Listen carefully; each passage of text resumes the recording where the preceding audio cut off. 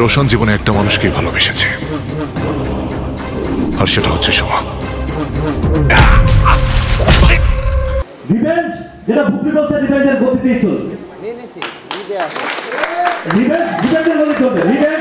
Revenge যারা দেখবে তারাই বলবে রিভেঞ্জ কেমন হয়েছে। বিচার করার দায়িত্ব দর্শকের কাছে, আপনারা আমার কাছে না। আপনারা আমাদেরকে প্রচার করবেন, আপনারা আমাদেরকে ভালোবাসা দেবেন, সেই জিনিসটা আমরা চাই, আর কিছু চাই না। বিচারের দায়িত্ব যখন সিনেপ্লেক্সে বা সিনেমা হলে দর্শক যাবে, তখন আপনারা তখন সবাই কিন্তু থাকেন কিন্তু ক্যামেরা নিয়ে।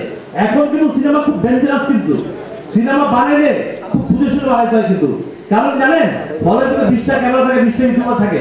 আইসা বলে ভাই ছবিটা কেমন হচ্ছে বলেন, যদি আমার আমার ছবিটা খারাপ হয় তাহলে কিন্তু আমাদের সিরাজ সুপারের ব্যাপারে কেমন গালাগালি, কি প্রকার, কত রকমের কি কি আমরা দেখছি না।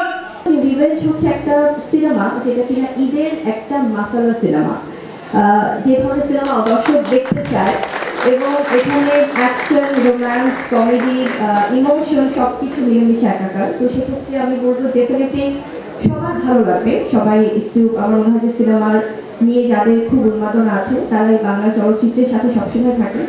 তো তাদেরকে আমি বলবো, অনুরোধ করবো যে আমাদের যেমন দায়িত্ব শিল্পী হিসেবে একটি ভালো সিনেমায় কাজ করা, তেমনি আপনাদেরও অ্যাজ এন অডিয়েন্স দায়িত্ব আছে। যারা যারা এখানে আছেন, পুরো আজকে 7 নম্বর ফ্লোর ভর্তি হয়ে গেছে, এত সাংবাদিকরা এসেছেন, এত সবাই এসেছেন। তো আপনারাও যদি সিনেমা দেখতে যান টিকিট পেতে সিনেমা হলে, আমরা কিন্তু অনেকগুলো শোজ হাউসফুল পাবো। মানে যে কোনো সময় অ্যাকশনের সিকোয়েন্সের জন্য আমি তো আবারও আমি বরাবরই বলেছি যে অ্যাকশন ছবিগুলো আমাকে একটু বেশি টানে। তাই আমি তো বাংলাদেশে কেজিএফ, তারপর বাহুবলী সব ক্যাটাগরির ছবিগুলো আসলে আমি এক করে করতে চাই, কারণ আমার অ্যাকশন এত বেশি ভালো লাগে। আমার মনে হয় যে আমার শরীরের প্রতিটা রগে, প্রতিটা আমার ব্লাডের সঙ্গে অ্যাকশন মিশে আছে।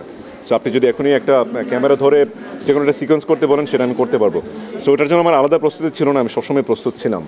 আমরা দেখি টাঙ্গাইলে একটি আমি এই ছবিতে অভিনয় করেছি, স্বভাবতই অনেকে ভাববেন আর এই মঞ্চে এসে, ইকবালের মঞ্চে এসে, রিভেঞ্জের মঞ্চে এসে কেউ খারাপ বলবে না ছবিটাকে।